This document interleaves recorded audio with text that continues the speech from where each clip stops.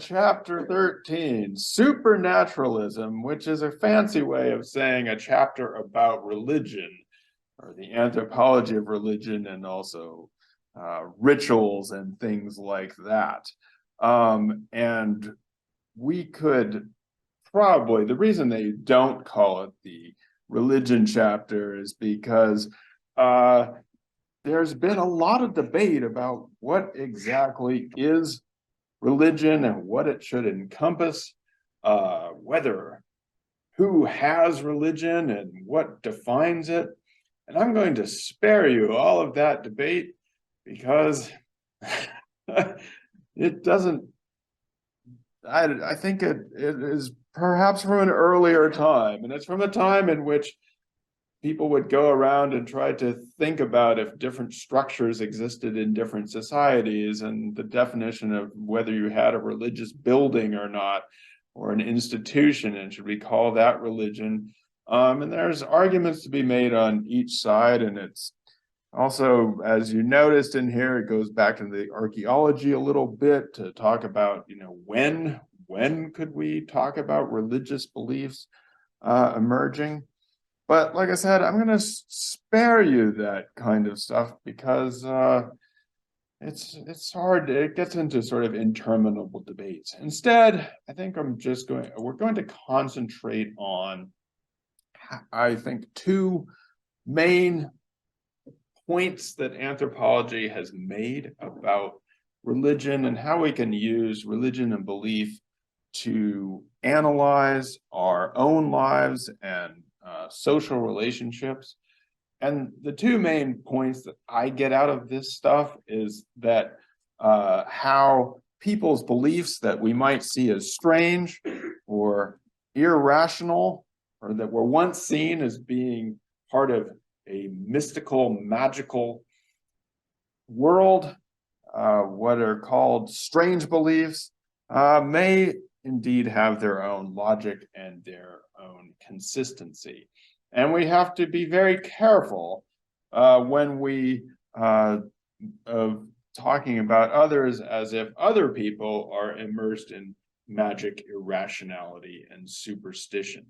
So in this chapter, Muckle, González, and Camp do say that oftentimes religion and beliefs in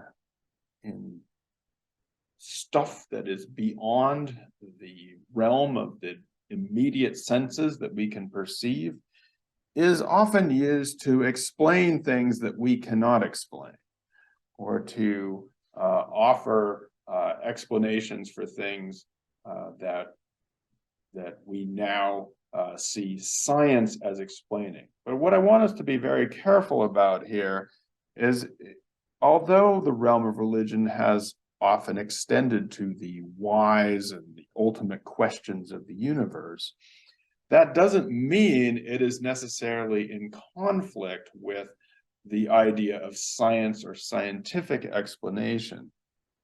And so we have to be careful of assuming that in our world we have science, and so we don't need religion, or people have religion because they don't have science, or the more science you have, the less religion you have.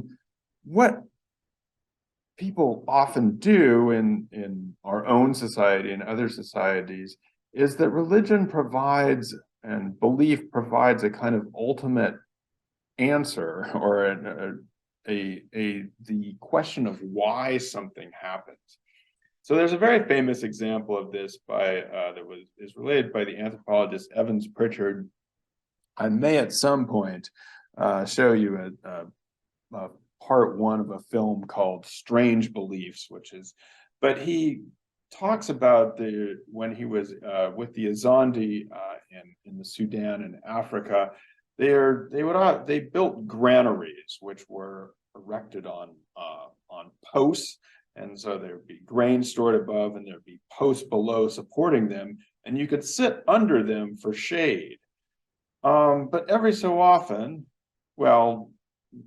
termites would eat out the posts, and one of the granaries would fall, and somebody might be sitting under it, and they might get hurt. And what they would say is that was caused by sorcery or witchcraft. And Evans-Pritchard said, well, no, I mean, science tells us that it's the termites that are eating out the posts. And they would say, yes, we know it's the termites eating out the posts, of course. But why was that guy sitting under it when it fell? And why did he get hurt and not that other person? That's where the witchcraft comes in. That's where the sorcery comes in. That's where the explanation comes in. And I think that in some ways we do similar things, or at least I've seen people do similar things. You know, we know that there are viruses, and we know that there's bacteria, and we know that's why we get sick. But why do both of us go to the same party and one person catches it and the other person doesn't?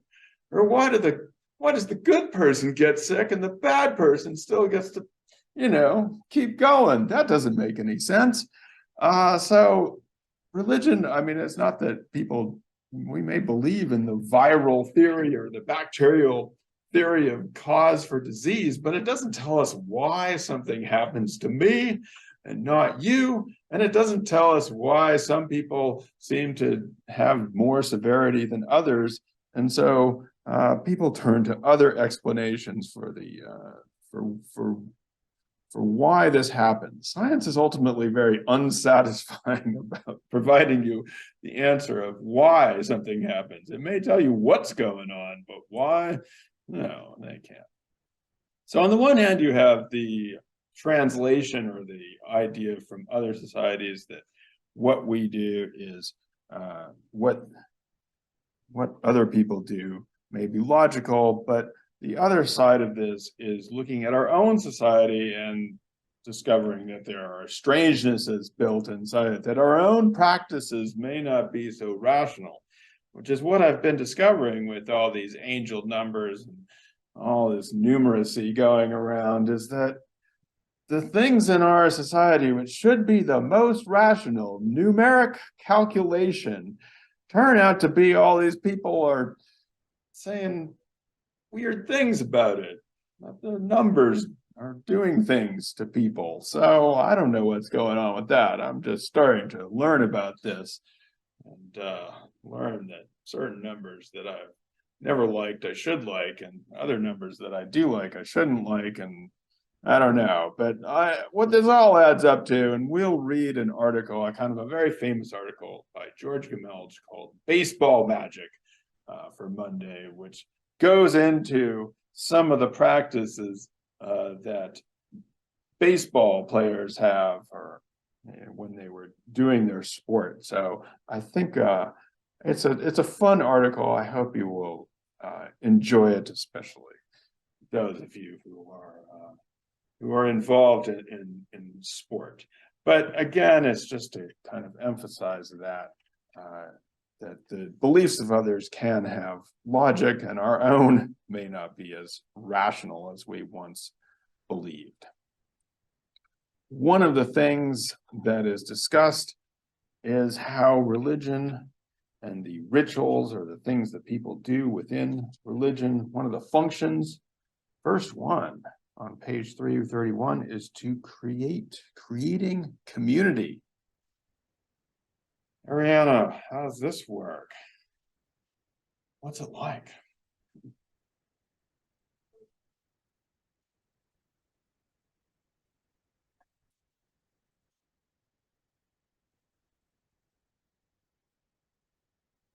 Bringing people together as a community through these kinds of rituals. One of the rituals that is mentioned as a very famous example in anthropology, and I hope you can use it to kind of analyze your own experiences in your own life, is the idea of the rites of passage. Those rituals that occur when people are transitioning from one state of life to another, maybe from childhood to adolescence, or from adolescence to adulthood, or from single to married, or these kinds of ways, birth, death.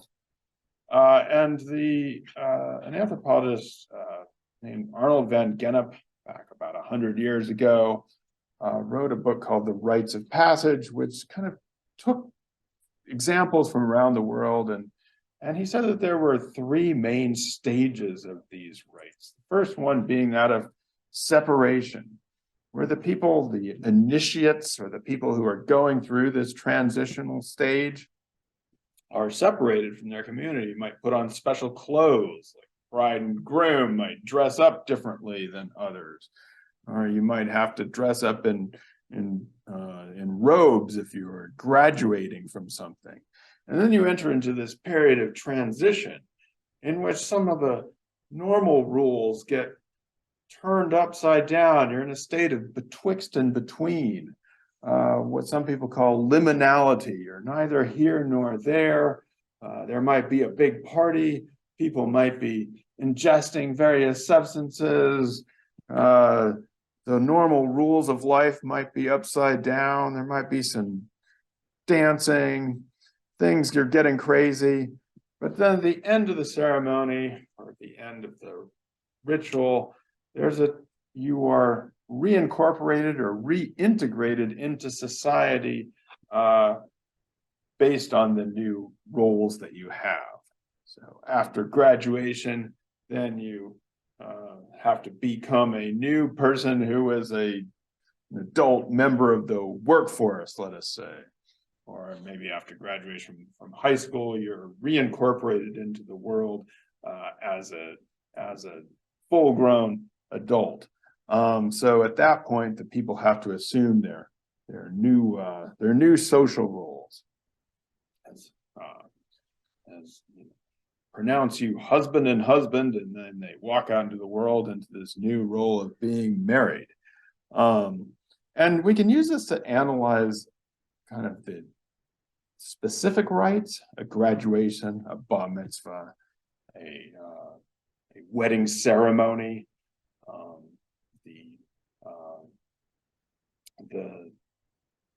what do we have to do here? Commencement. Wait, is that what we did? Yes, here you had to dress all in your blue clothes, and then we incorporate you and you take a big picture, and now you're a Hartwick College student. So we can look at it as we can analyze those small day-long rituals, but we can also look at it as kind of phases of life.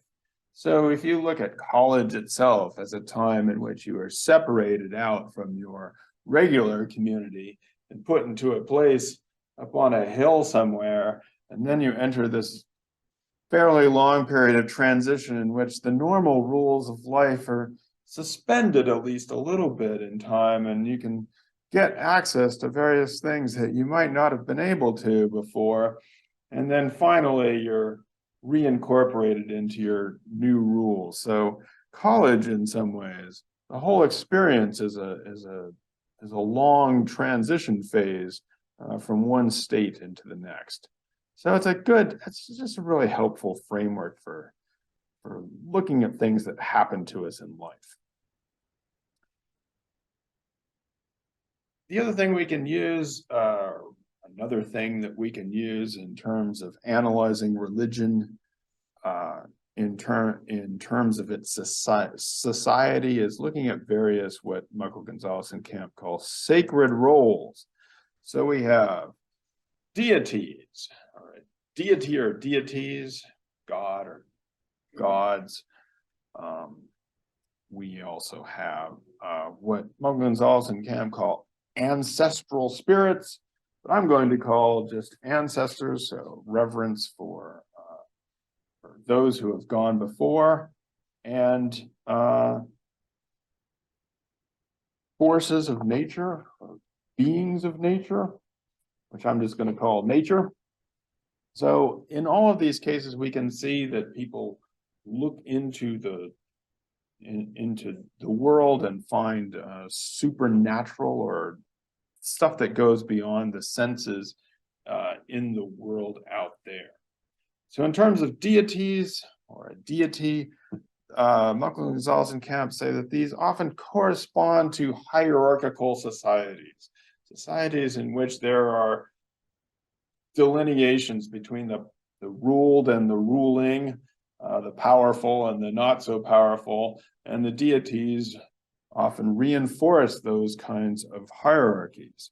We can also sometimes see what's going on, or we can get a glimpse into gender relationships when we're talking about deities. Actually, Cassie kind of talked about this, although I think you were talking about ancestors, but I think you were also talking about gendered deities. Does that happen? What happens with gender and deities and maybe even some ancestral stuff?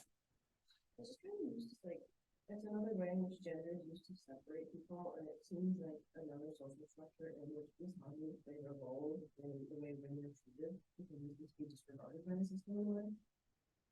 Yeah, oftentimes there are many hierarchical religions in which misogyny, sexism is institutionalized in ways that is not good for the people in that society. So on the one hand, we have the ancestor veneration, which can convey respect and social obligations. But indeed, if we combine that with what we talked about of patrilineal kinship organization and a gendered hierarchy of deities, it can be not so nice for certain people in that in that system. On the other hand, if we have a matrilineal system and a multiple deities, including some that are women, it can be a reflection that women have more power or respect in that society. Muckle, González Camp also talk about the spirits of nature. We see this a lot in societies that are hunters and gatherers, and I think we talked about the notion that in such societies there's reciprocity, not just between people, but between people and the land, people and non-human animals, people and plants, and so it's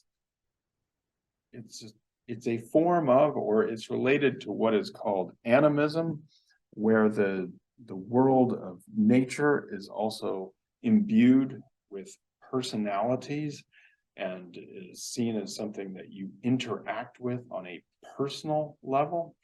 So on the one hand, this has been seen as a system on its own, but I guess I would also say that it's important to realize that all of our societies have aspects of these different kinds of beliefs. And so although we might categorize in a large scale way different societies based on their belief system, we should recognize that these are often mixed together or combined in various ways. And one of the great terms for mixing and combining shows up on page 341, where they talk about syncretism. And syncretism most often refers to combinations of religious beliefs, mixtures, and most religions, although they might deny it, are composed of some form of syncretic beliefs. So when people are celebrating Christmas with a Christmas tree or Easter with an Easter bunny, those things are not part of the biblical tradition. Somehow they got in there, in part because various religious and belief systems were merged together. A lot of very famous religious traditions merged in the Americas, merging together Catholicism with African beliefs to create what we know now as Candomblé or Santeria, or what is known as voodoo, more technically called Vodun, in Haiti and in the Caribbean, religious traditions that blend together various forms. And like I said, I think all of us are in some ways syncretic in our belief. So we may take the Tylenol or take the shot that is given to us, but we also do some praying or some ritual activity.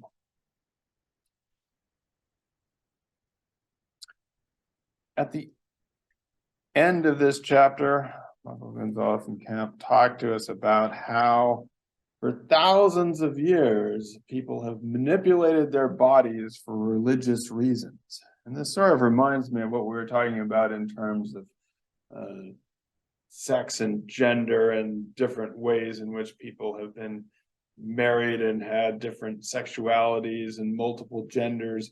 This has been something that has been going on for a long time. So people get all excited about people taking things and going into trances, and this has been something that humans have been searching for in various ways for thousands of years. I'm not saying you should go do it just because they were doing it thousands of years ago, but this is something that is pretty common in the human experience, trying to dance yourself into a trance or take various things in the natural environment in order to achieve some kind of altered state. And of course, we all know now that we can go down to get things tattooed on our bodies, but this is again something that has been going on for religious or belief reasons for a very long time. And as they put it, voluntary, painful, and arduous physical trials. Another class, somebody said, well, we don't do those.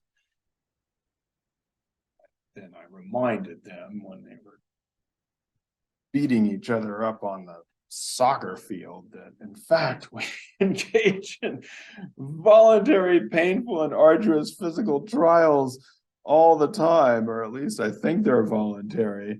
And if you looked at them from the outside, you might wonder why in this society they're doing this to each other and going around saying silly things like no pain, no gain.